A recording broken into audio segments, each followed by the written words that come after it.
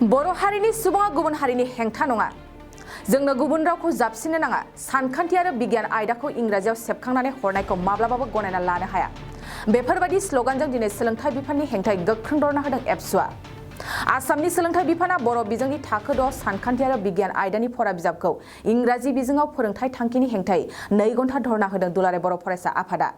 क'क्राझार जिल्ला एबसु आरो क'क्राझार गसाइगाव आरो परबतजरा जिल्ला बर' थुनलाइ आफादफोरनि बानजायनायाव दिनै क'क्राझार सहरनि बड'फा गथ'सा पार्कआव 2 घन्टा धरना होनाय जायो।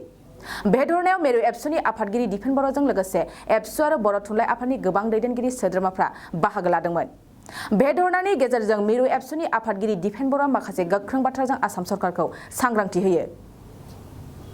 दुलाराय बर' फरायसा आफाद, बर' थुनलाइ आफाद आरो बर'नि गुबुन गुबुन माहारियारि आफाद जोङो जथायै दिनै आसाम सरकारा बर' मिडियाम आरो गुबुन गुबुन बिमानि रावनि सोलोंथायाव इंराजि साबजेक्ट इंराजि भाषाजों मेथ्स आरो साइन्स जाबसिना होनो नागिरनायनि हेंथायै जोङो खुद्रिखांनाय हाबाफारि जों लादोंमोन आरो बे हाबाफारिखौ जोङो मावफुंबाय।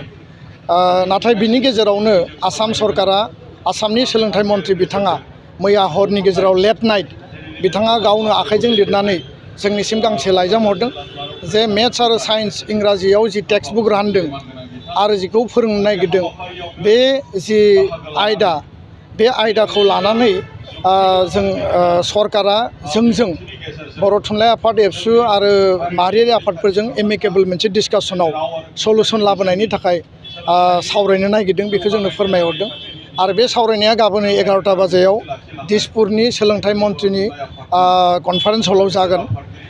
बे सावरायनायाव सरकारा मा बाथ्रा होयो मा प्रतिश्रुति होयो जों खोनासंगोन आरो जुदि बे फ्रुइटफुल जायाबा नेक्स्ट सोमावसारनायनि थाखाय गणतान्त्रिक शान्तिपुर्ण गण आन्दलन खालामनायनि थाखाय जोङो रेडि।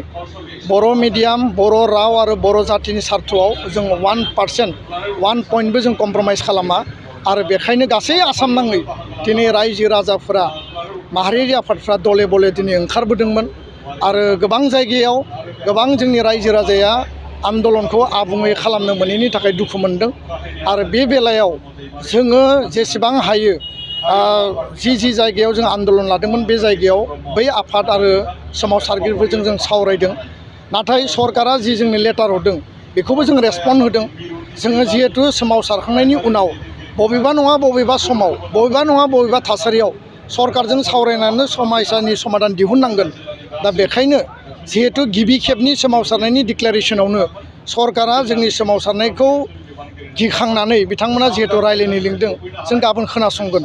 दा बाथ्राया जाहैबाय जे जों बुंदों जे बर' मिडियाम स्कुलाव इंराजि रावखौ मोजाङै फोरोंनांगौ, इंराजि साबजेक्ट दंखायो, राष्ट्र भाषा हिन्दी दंखायो।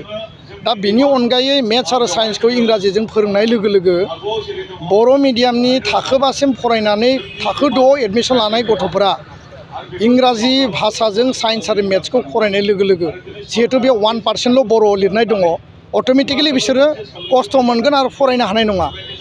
जिहेतु बिथांमोनखौ बेबायदि प्रिपेयार खालामनाय जायाखै आरो स्कुल गारनाया बारा जागोन, रिजाल्टआ गाज्रि जागोन, फोरोंगिरियाबो बर' फोरोंनो ना इंराजि फोरोंनो बे आख' फाख'आव गोलैगोन। राष्ट्रीय शिक्षा नीति निउ एजुकेशन पलिसिया बुंदों जे माल्टिलेंगुवेलिज्म बाइलिंगुवेलिज्म टेक्सट बुक बेयाव मिडियाम सोलायनायनि बाथ्रा बुङाखै। बर' मिडियामनि स्कुल माने बर' मिडियामजों फोरोंनांगोन, नाथाय बेयाव इंराजिबो फोरोंगोन आरो हिन्दीबो फोरोंगोन। खिन्थु बिनि अनगायै जुदि मेथ्स आरो साइन्सखौ इंराजि फोरोङोब्ला इंराजि साबजेक्टआ थाखाबाय 3 जाबाय, हिन्दी राष्ट्र भाषा थाबाय 4 जाबाय।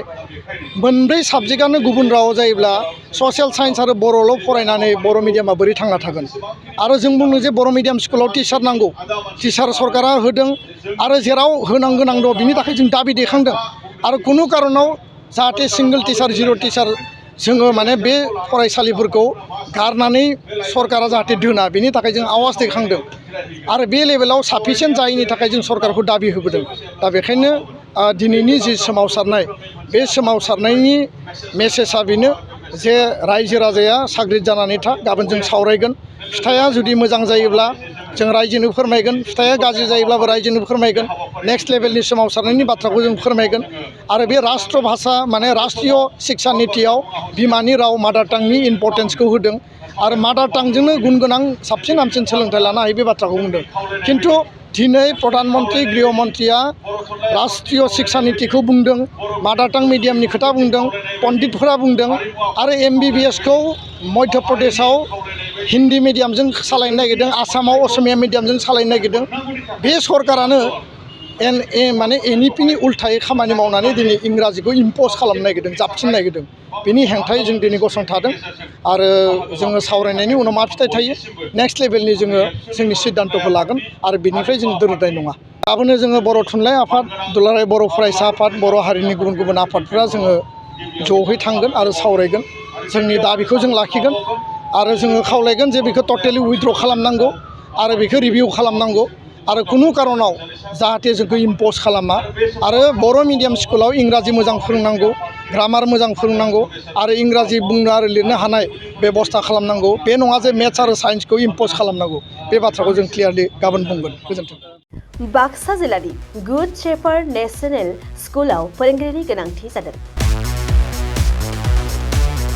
बे फरायसालियाव दासान्दि इंराजि सानखान्थि फिजिक केमिस्ट्रि आयदानि थाखाय सा 7 फोरोंगिरिफोरनि गोनांथि जादों।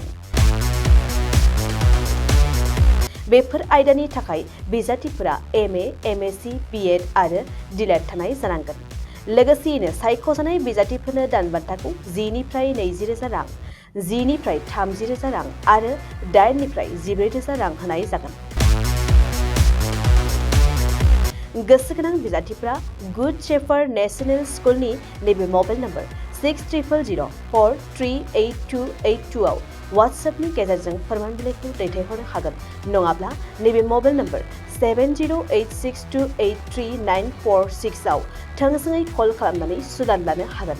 बिजाथिफोरा गाव गावनि फोरमान बिलाइखौ थाबैनो दैथायहरनांगोन आरो फैगौ 9 एप्रिलाव बिजाथिफोरनि आनजाद जागोन।